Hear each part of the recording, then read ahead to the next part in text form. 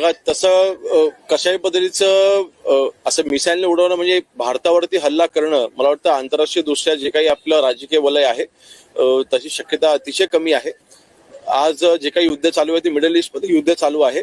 अशा वेळेस हा ईमेल जो आलेला आहे त्याचा युद्धाशी संपर्क जोडणं ही करायची चुकीचं राहील. मी मगाशी म्हटल्याप्रमाणे हॉक्स ईमेल्स हे वारंवार धमकी जी येत असतात प्राथमिक दृष्ट्या तसाच पद्धतीचा ईमेल हा वाटते, पण तरी सुद्धा ईमेलचा सोर्स जो आहे तो त्याचा तपास चालू आहे आणि शोधण्याचं काम चालू आहे.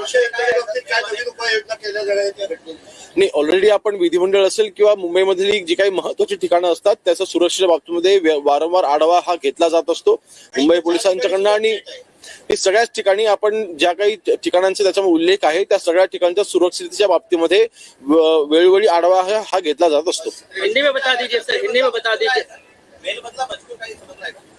नाही, तसा डिटेल माझ्याकडे आता नाहीये, परंतु जी काय आहे ती धमकी आहे आणि त्या दृष्टीने आपण तपास हा चालू केलेला आहे. विधान भवन समेत मुंबई के 4 आज अजित पवारांच्या अपघाती निधनावरती चर्चा होणार आहे, तर तसं काही वाटतंय का हा विषय कुठेतरी डायव्हर्ट करावा म्हणून असं? नाही, तसं नाही. मेलचा सोर्स कुठून आहे हे अजूनपर्यंत आपल्याला माहिती नाही.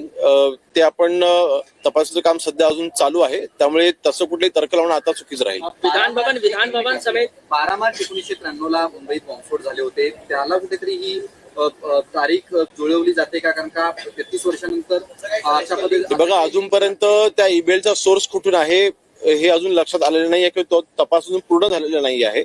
आणि मी मगाशी म्हटल्याप्रमाणे असे हॉक्स ईमेल्स हे अनेक वेळा येताना आपण पाहिलेले आहेत आणि तशाच पैकीचा असलेला हा हॉक्स ईमेल असावा असं प्राथमिक अंदाज आहे.